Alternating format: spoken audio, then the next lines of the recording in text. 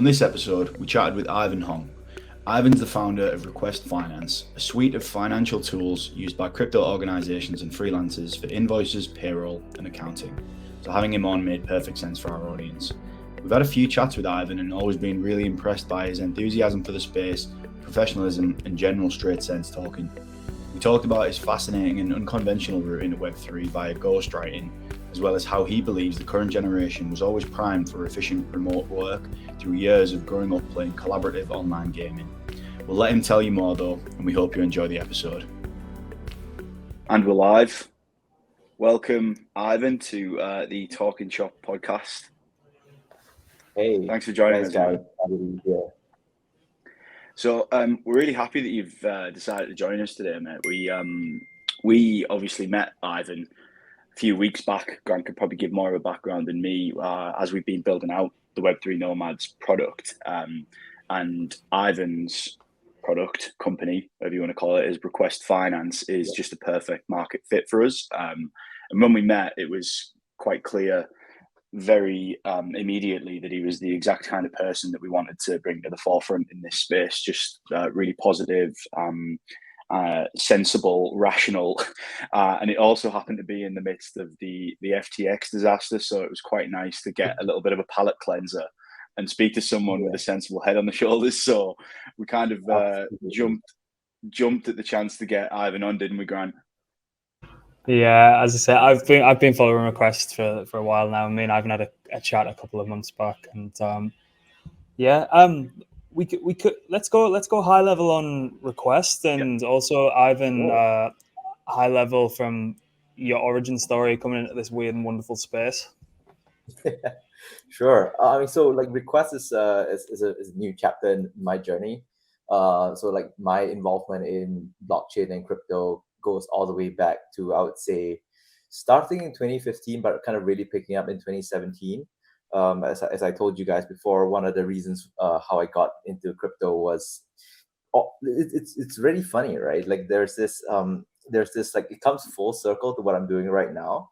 In about 2015, I bought my first Bitcoin because I needed to buy medicine off the internet, right? So I've got this skin condition called eczema, and I need to take pills quite regularly, almost every day, depending on how bad it gets. And in Singapore, it can be pretty expensive, right? Up to about $2 a pill, depending on where you buy it. I mean, it's not like unaffordable, and it's not like it'll kill me, but it's annoying, right? That I have to pay the price of a Starbucks latte every day if I have to. And it's a generic drug, right? So the IP's expired, anyone can produce it. Your manufacturing hubs of generic drugs around the world, like Brazil, India, they're selling it for like 16 cents a pill, right? And on top of that, if I would pay with Bitcoin, because PayPal and all these other platforms would either charge them high fees or deplatform them, they were offering me 20% off the final bill if I used Bitcoin to pay, right? So that was the original. Like I was like, yeah, sign me up, right? Not only is it like orders of magnitude cheaper already, but if I use Bitcoin to pay, they would give me 20% off, right? And so it's kind of funny how I find myself again coming back to Request Finance years later, doing enterprise crypto payments this time. So that kind of dovetails a little bit more with sort of like remote work and getting paid working remotely in stablecoins. That's a big part of what we do at Request Finance. We help over 2,300 companies, DAOs, like the Decentraland, the Sandbox, Aave, that sort of thing, to get paid to pay out in stablecoins, to pay their teams in stablecoins. But yeah, that's how I got into the space, right? Just really using Bitcoin for what it was meant for, right? A peer-to-peer method of payment, right? And it's funny because you see a lot of, like, Mark Cuban, I think is one of the most prominent advocates in this space for. I think he's got this new startup called like Cost Plus, right? Cost Plus Drugs, I believe, right? Where he's trying to do exactly that, right? For a lot of these generic drugs whose IPs have expired, there's no reason why they shouldn't be like cents on the dollar, right? They're incredibly cheap to manufacture, and the only problem is that if you can't have distribution channels and payment channels to service it, it's really hard, right, for you to do business in an area you can't accept payments from. And so I guess in the same way for remote work, and why I'm so excited to talk to you guys as well, is also because it's the same thing for labor, right? If you can't get paid, right? I mean, for most of our lives, if you wanted to work for an company, you'd have to move to America, right, and get a H-1B visa or something like that in order to work for an American company. Well, that's not true today, right? And that's primarily because you can get paid even sitting back wherever you are, right, in the country that you come from. So that's exciting to me. Yeah. So is your workforce just kind of distributed all over the planet effectively? And like, I think we've spoke about this previously, but I think your response was quite insightful. And you hear a lot of legacy companies like dragging their heels when it comes to like wanting to go remote first, or even entertain the idea, because the number one argument, which they always say, is it decreases like your work efficiency and you can't align well. And can you just dispel that? Because I for one know that that's not true. I mean, I think empirically, if you kind of look at it, right? So, I mean, Request Finance, we're about 35 people spread across about 15 different countries. I can't remember what the last count was now. So we're remote first, right? And the difference between a remote first company and a sort of like a remote company is that when you're remote first, like all your practices, all your habits, all your tooling from the ground up have been built around this idea that the default is remote work, right? And that's very different, I guess.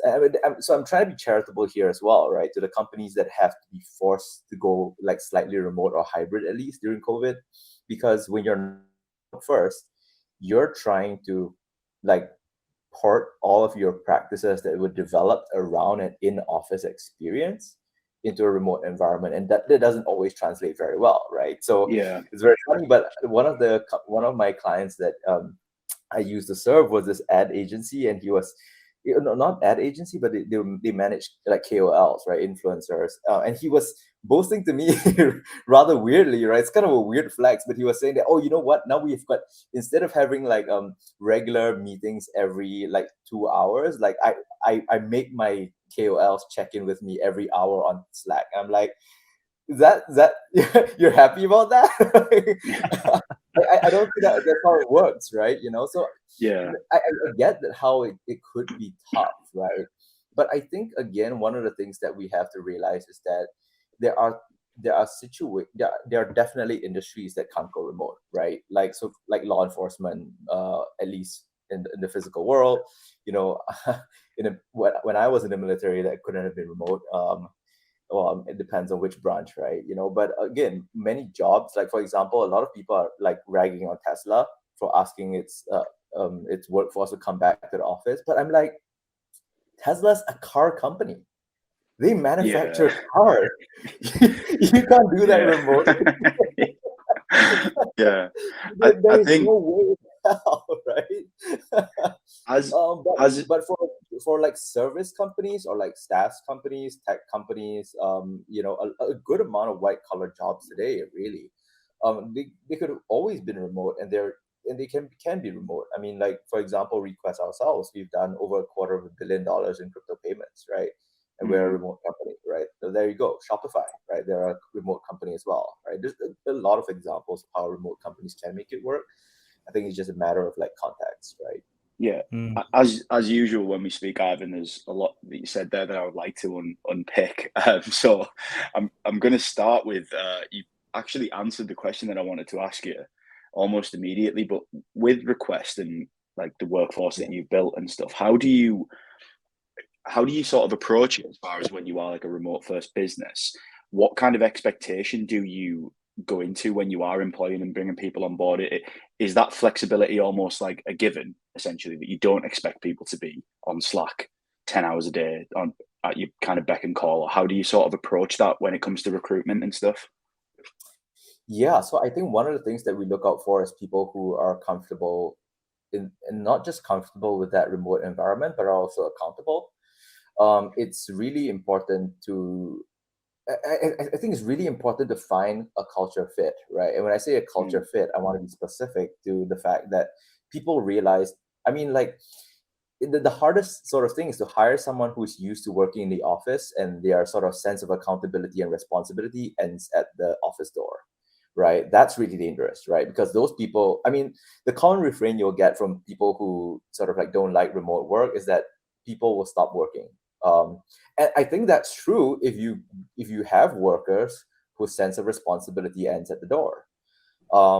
Whereas I think if you talk to a new breed of digital natives who are used to working collaboratively remotely, I don't think that's true, right? So, for example, most of us in the last, I would say, who went to college or went to school in the last 10 years, for most of that part, our education and our working practices, our project work, when we worked in groups, all of that was largely remote, right? There were very few times we would actually get together on campus and actually meet, right? So I think we've gotten used to this idea that just because it's remote, it's not work. But it may be. I mean, we have seen that as well happen with a few people that we hired in the past that just maybe didn't necessarily adapt to that or couldn't adapt to that. And so yes, there is a challenge there. You have to have people who are building the open is a big part of it, right? Because again, it comes back to this idea of remote first, right? You have to realize that if people are not right next to you, it's important to communicate and communicate a lot about what you're doing. In order to make them understand that, hey, like here's what I'm working on. I want to keep everybody updated. And I guess it may come naturally, a little bit more naturally to us, at least the younger generation, just because maybe this is a bias, right? But I don't remember if you used to play games online and you joined guilds and you would qualify and then you would train. And all of those things, I think subconsciously were priming us for collaborative remote work, right? Because you had to be accountable, right? If you join a guild, if you join a high performing guild, right? You can't slack off, right? Because like people need to see that you put in the hours, right, to be good enough to compete, right? Never did I think that my years playing RuneScape 10 years ago would equate to a conversation time. Exactly. So I do think that you have to have people who get that remote work is still work, and it doesn't feel like, oh, I'm not in the office and I don't know what to do without a boss breathing down my neck, right? Those kinds of people, they're going to struggle with remote work, but I think it's going to be less and less as you have this new generation of internet natives who've gone to school, who've done all these sorts of collaborative work outside of a physical setting, really. Yeah. What is so let's say someone like comes to our site and gets hired by a company that uses Request, but that it's their first kind of foray into like Web3. They might have a wallet or something, but they've never traditionally been paid in crypto. What does that look like on their end, and like what can they kind of expect? One, from kind of the payment infrastructure from Request, and also kind of working distal from the actual company that they're getting paid for, because that in and of itself might be, for me, that would be great. I can just go and work wherever I want. I love like traveling around. I love going to see places. Some people might be a little bit kind of hesitant on that kind of thing, but once you've been through the process once or twice, one, it's 10 times easier than waiting to get paid every month from HR, who traditionally pays you, and two, the flexibility around it is like several orders of magnitude larger than what you're getting through like traditional payment system. Oh yeah, I think one of the things to note about getting paid in crypto is that, so at least on Request Finance, what we see from our data on the app is that about 60% of all payments are stablecoin payments, right? And specifically US dollar stablecoin payments. So that's like USDC, USDT, CELO USD, DAI. I think these like stablecoin payments, or at least crypto payments, make the biggest difference to people who have been excluded from opportunities in the traditional system. Right? What do I mean? I don't think it makes a lot of difference to people who are working in London, New York, SF, LA, Singapore, Hong Kong, right? For the most part, especially people who've got a college degree and have access to these jobs and stuff like that. I don't think we feel that difference, but the vast majority of the world's population will, right? And to give you this very this example that really stuck in my head. So when I was in junior college, right, one of my majors was economics. And it was revealed to us towards the end of the course that my professor had been getting his domestic grade our papers, right? And we were obviously like, what? Like, really? And that the reason was very simple, because she had a double degree in economics and finance from the University of Manila, but she earned less back home than being a domestic helper in Singapore, right? And so the idea that you have these differences in wage levels for uh, I would say very marginal differences in the quality of education, especially the highest tiers, is astounding, right? And so being able to get paid through stablecoins can be life changing for a vast majority of populations, especially in emerging markets, right? Can I just ask, Ivan, you broke up ever so slightly just as you said how the professor was grading your papers. I don't know whether it was for you too, Grant. I just wanted to clear it up.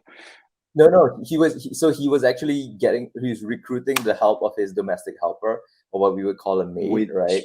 Right. Yeah. Wow. She had a double degree in economics and finance from the University of Manila, right? But she earned more doing that, being a domestic helper in Singapore, right? Cooking and cleaning and stuff like that, than with a double degree back in the Philippines. Wow. Yeah. That's madness. crazy. Yeah.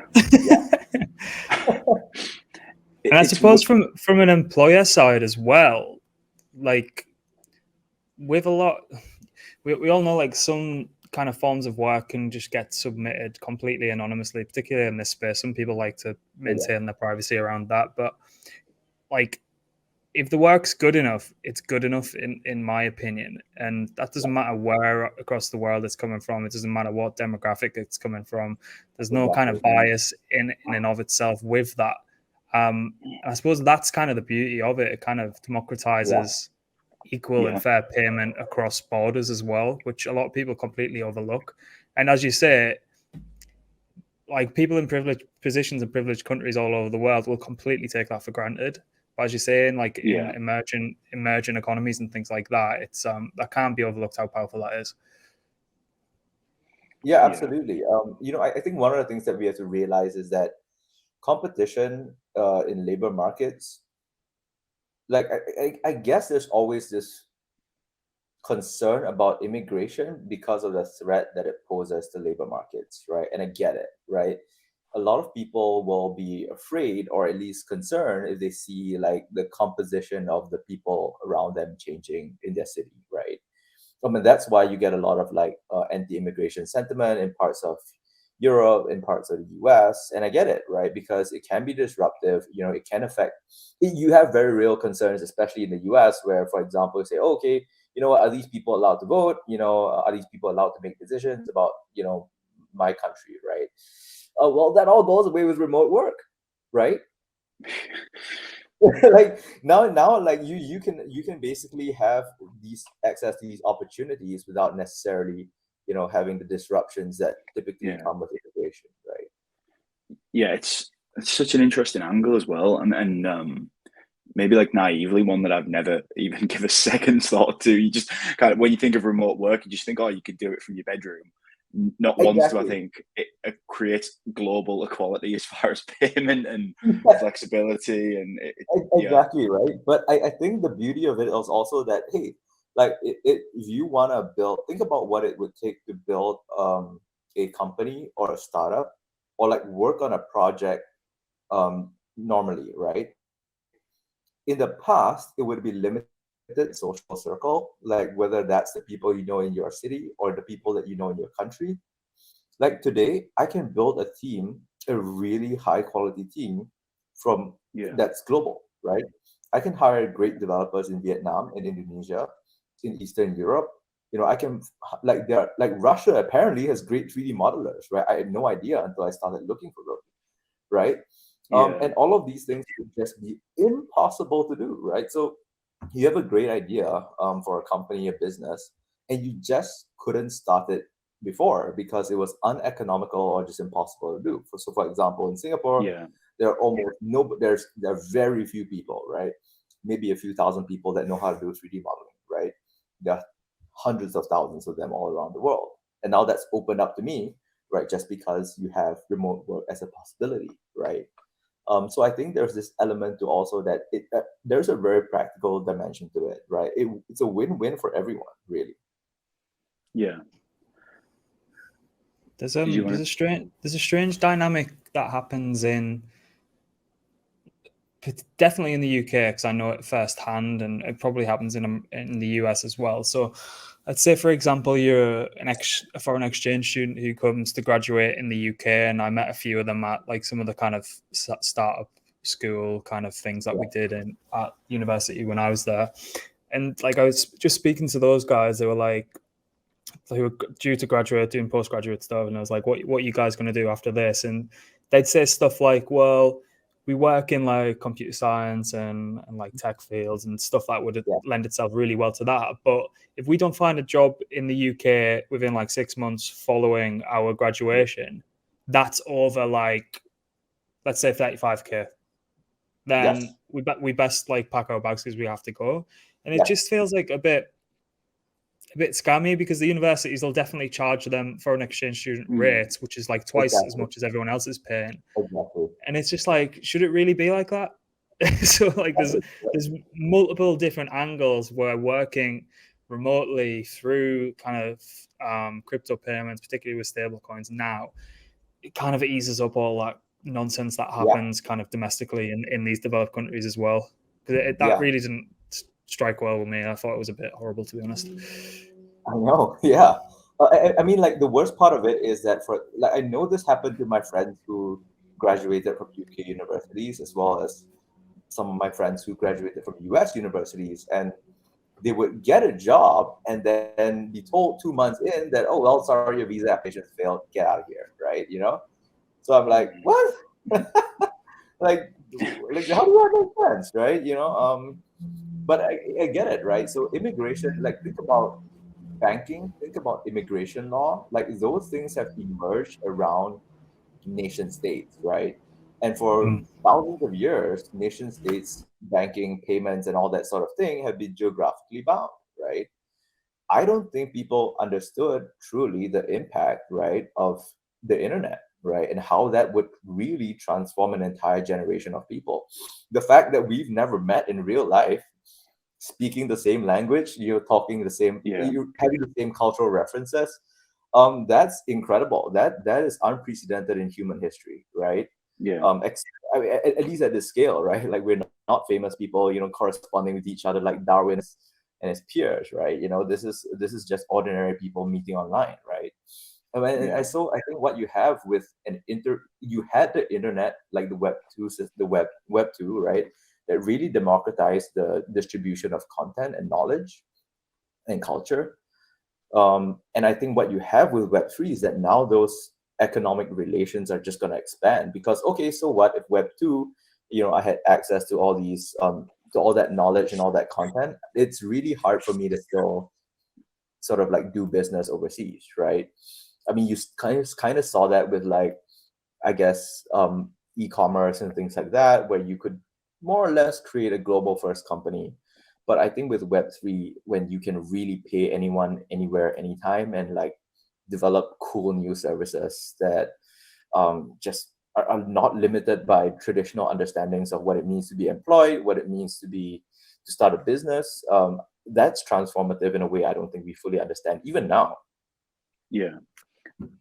I'm probably just gonna like jump back in the conversation a little bit, because we've sort of organically gone down a really good path, but I do want to dig more into how your kind of career in this space did evolve, Ivan, and what you were actually doing before Request Finance, and how this kind of snowball started to roll, basically, because that's an important part of the stories that we want to bring forward on this podcast, I guess. Yeah. So I think for me, it was not such a big difference, or at least the transition to kind of working in Web3 was not really huge, right? Well, there's two things here, right? I think the one transition to Web3 and another thing, the transition to remote work. So I would say for about 10 years now, I've been working remotely, even though it wasn't in Web3. So I started out really as this was even before I went to college, right? I was a ghostwriter because when I was really young, I just loved reading a lot, like for its own sake, right? I'm that nerdy kid in class, right, who knows all these strange facts, right, just cause.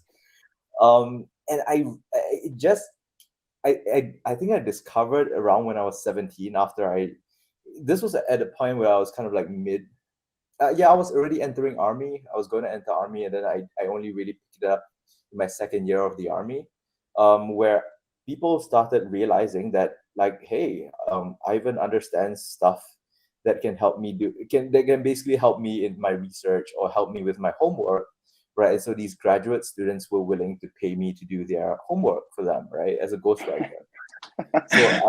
Yeah, and it started with graduate students, and then it became professors at universities, right? Because there's this incredible pressure on them to publish or perish, right? That's what they call it. And so, like, my ability to consume that information and spit that out in a coherent manner, like, was useful, right? And they would pay me to do that, right? And then so that was what I did that was my side gig all throughout, like, college. And obviously, as I started writing, it started becoming more corporate. It started for more businesses, and then that's how I eventually, when the ICO boom came in around 2018, late 2017, a lot of companies were asking me to write white papers for them, because at that point in time, I was studying economics in university, and I was like, okay, well, I see a lot of similarities between economics and tokenomics. It's really just monetary policy, more or less. And so, yeah, like, I don't think the transition working remotely or working to Web3 was that big for me, because it was, in some sense, I'd always been working remotely, right? And also the Web3 thing, I came from more of an economics angle, than the computer science or technology angle. Yeah, that's not what I was expecting you to say. That's really cool, man, and interesting. You continue to surprise me. I think we've had like a load of value, and jump in, Grant, if there's anything else that you wanted to add here. But I'm keen to get one of your final takes, I guess, Ivan, on, as a huge advocate of remote work, and specifically in Web3 as you are, and we are, what would you say to those that would be maybe listening to this, who would be maybe hesitant is the wrong word, but curious, and would maybe need that kind of extra nudge to just do what we've spent the last 25 minutes talking about, essentially? You know how I think it's a truly empowering realization when you understand what remote work can bring.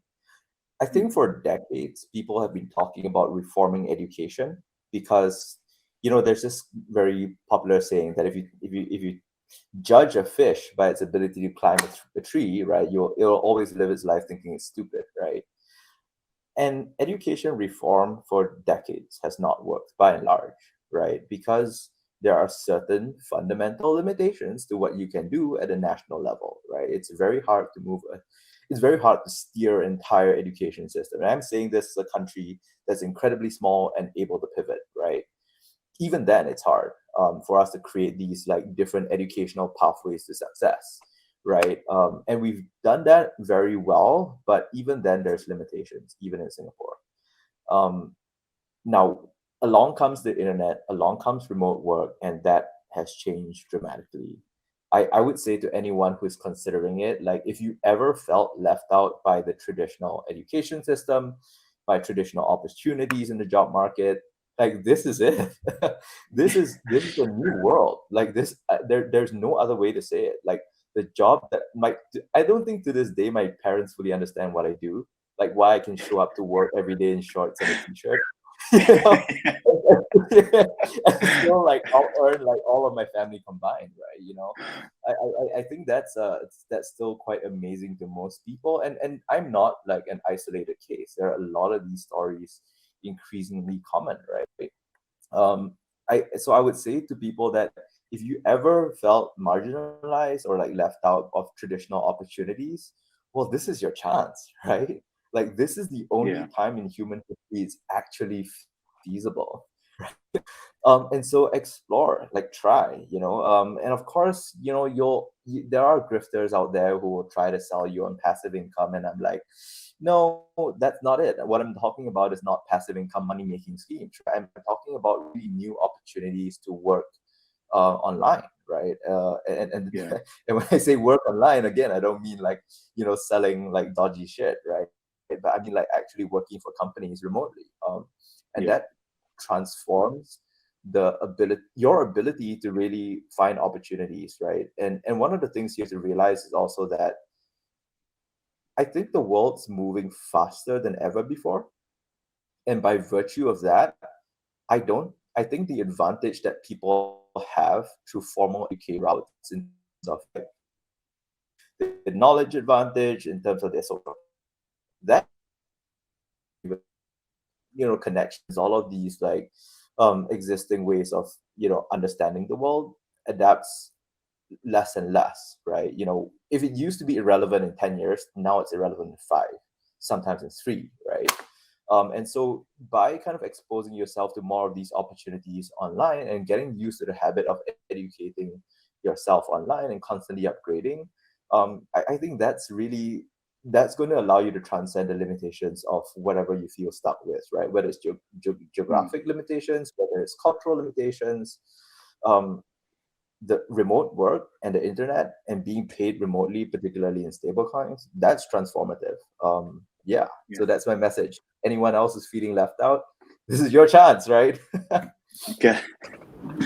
Al, I think we need to just like snip that monologue and use it for all the copy on our website.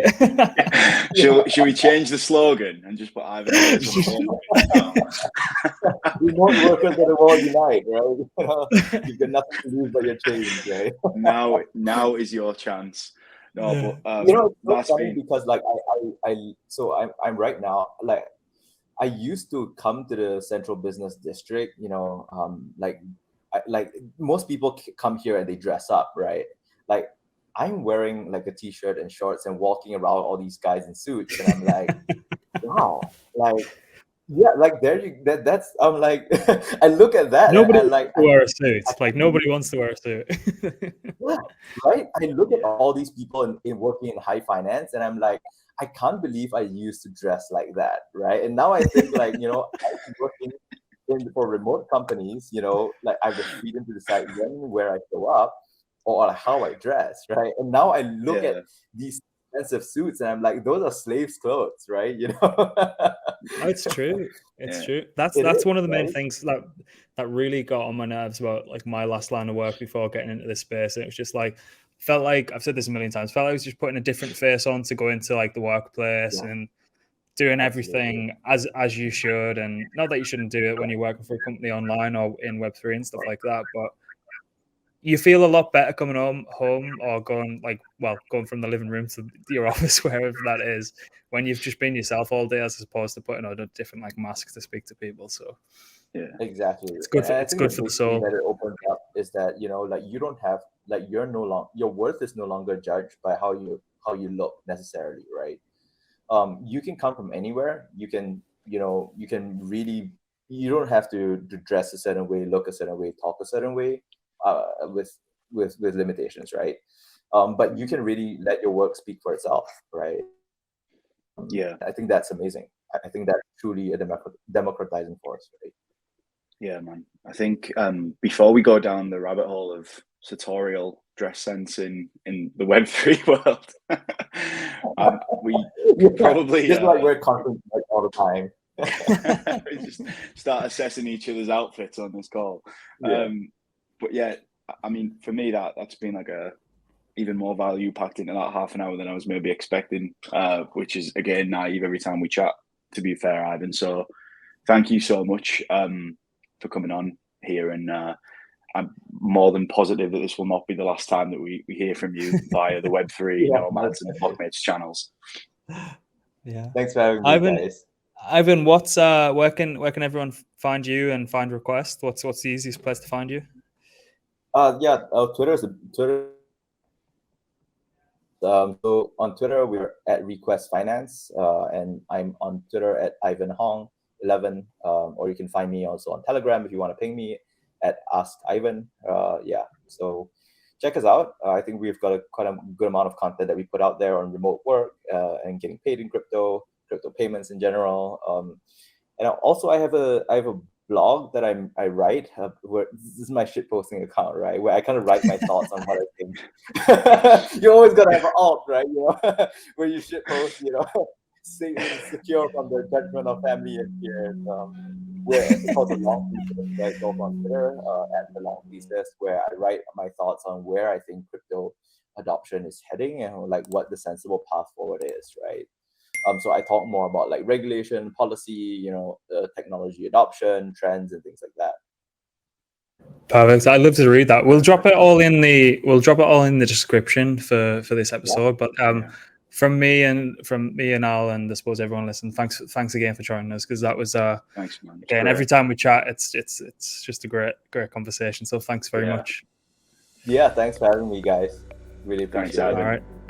Cheers. All right. Take care. Thank you.